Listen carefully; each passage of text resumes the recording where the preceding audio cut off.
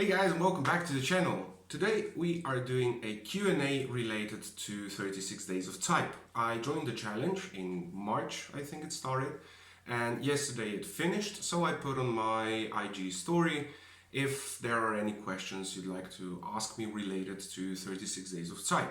Let's start with Nadia underscore XYUXU.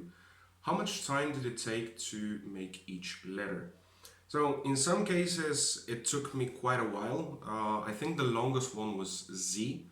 It took me, I think, like a day and a half, something like that. So let's say 8 hours plus 8 hours. Yeah, so 16 hours plus rendering, which was a lot. I had to figure some additional stuff for the actual animation. And some of the letters and numbers took me 15 minutes. Like I think 9 and 5 I made them like in 15 minutes. The idea just sprung in my head and I just made them like that. But an average time I'd say would be about 2 hours from idea, conception to execution, plus let's say an hour and a half for rendering and then putting it into DaVinci Resolve, editing and then exporting everything. I think a week before the actual challenge started, I sat down like 2 days and I just busted out as many posts as I could, just brainstorming, whatever came to mind, I just made it. Yeah. Okay, next question. Again by Nadia underscore XYXU. Will you post some making of videos? So I usually don't do making of videos because I started that a couple of times. Like I started modeling or making the idea in Blender and then trying to record it with Windows, but then the idea didn't go anywhere, so I just reset everything. I don't usually do making of videos because maybe that's not the final iteration of the idea. But I do make like tutorials that are connected to the stuff that I do. Like in the example of the Z, I made a tutorial that shows how to actually make the sand displacement, which was the exact same stuff that I used in my tutorial. So yeah, I think in the future I'll be doing more making of videos, but I think it's going to be more of an explanation of the ideas and execution that are used in the actual post. Next question is by Mokitobi underscore art. Why is your style so simple? Would you try some more complex stuff? Personally, I don't think I have like a style, to be completely honest. I start doing in Blender and whatever looks good, it looks good. I do have a propensity to pastel colors and softer colors and simpler shapes. I'm not the type of guy that would sit behind a computer and work on a extremely complex piece of art for 2 months. I've tried that a couple of times and it just didn't work out. Most of the time I start doubting myself by the end of the project.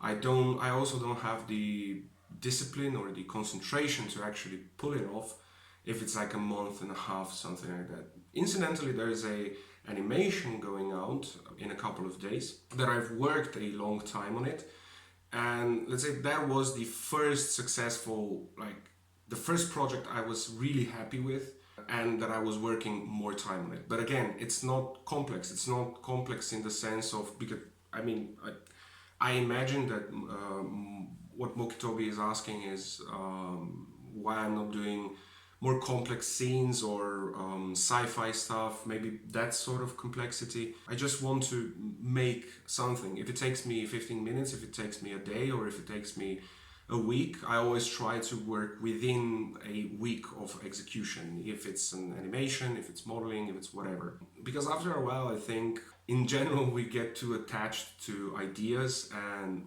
we don't want to change them, even though it would be worth changing some of those. In some cases it can be more complex than things that have lots of components, because with lots of components you have that element of like fidgeting and changing stuff and always trying, building something from the ground up.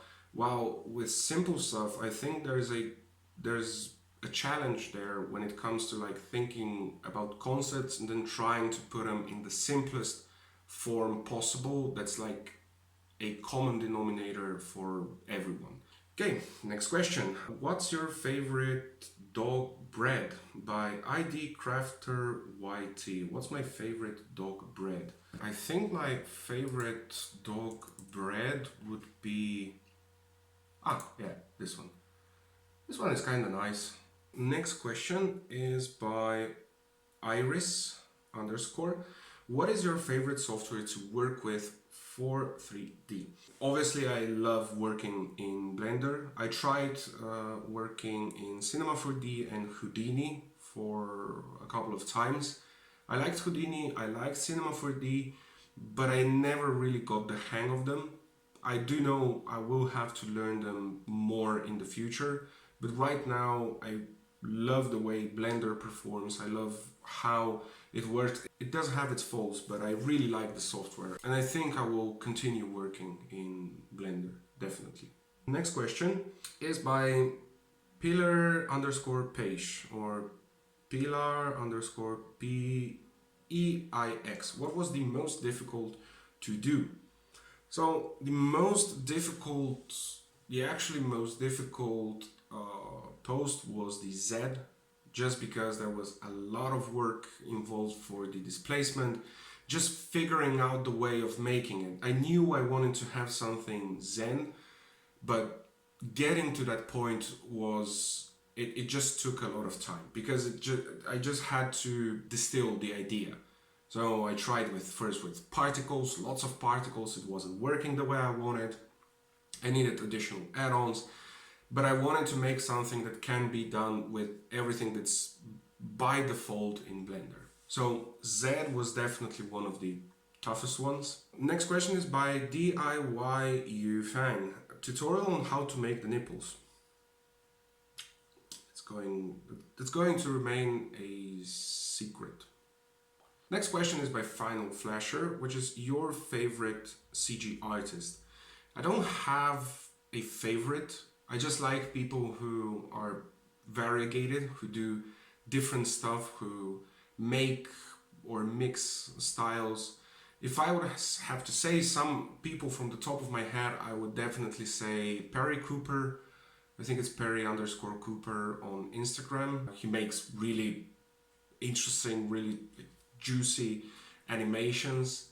The other one who's working in Blender is Michael Henning. He makes some extremely well-made stuff, especially in terms of like variegation. He's just trying different themes all of the time, and I really like that when people do that, because it does keep you interested in what's coming up next. So yeah, those would be my favorite ones.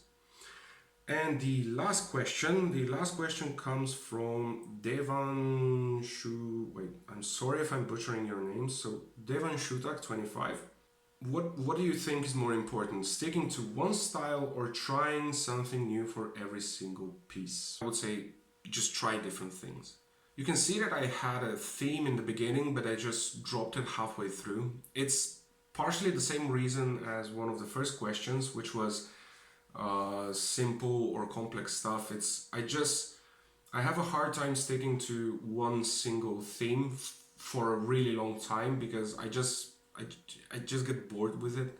So for me personally, it works that I try to change not styles, but I just try to variegate just a bit, so I have a bit more room for maneuvering. And also I think it just keeps things interesting. I do appreciate people who make acrylic pours, for example. You would have a page of acrylic pours and that's it, and you have 500 posts of acrylic pours. It's fine. I think I also follow some of these people, and I like it when they pop up on my feed, but I'm more invested in people who actually variegate their work, and I do that because it's the same with me. If I don't change my stuff, if I don't variegate my stuff, then I'm just not happy with what I'm making, and I just want to change something. And I think in some cases it can be really beneficial, because it just turns your point of view. It just turns the way you approach ideas. It's like getting a slap and then just waking up and, okay, I figured out, I think I know how to make this a bit different. It doesn't have to be going from, I don't know, anime stuff to sci-fi. It just a bit of variegation in the sense of approaching things. I think it's good, and just you get really attached to ideas after a while, and I don't think that's the healthiest thing to do when you're doing like this sort of stuff. I really thank you guys for joining in, for asking questions, for taking the time out of your day to write something nice. There were also a couple of messages like with nice wishes and everything, and I always appreciate that. Final thoughts on 36 Days of Type. Definitely do it next year. If you are a 3D person or a 2D person, an animator, a drawer, an illustrator, I don't know, a mason, just try and do it. I'll be completely honest with you. I think it was around day 20 that I was like, Jesus Christ, there's still 2 weeks of this. But in those moments of frustration came the really good ideas, or the ideas that I went with in the end. And it really changes the way you approach some of the things, or approach the way you are working. So that's going to be it for this video. If you like this type of content, leave it down in the comments. There will be more tutorials, of course, but I also would like to variegate the content just a bit, so it's not just me explaining some of the ideas. In any case, thank you so much for watching. Have a nice day, and see you in the next one.